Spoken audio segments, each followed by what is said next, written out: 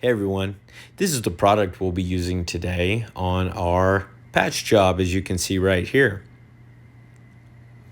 Now, we've already installed the drywall at this point, and we've taken our TNT joint compound and done the mixing, added it to our hopper, utilizing a compression sprayer. We're matching existing texture that is known as knockdown.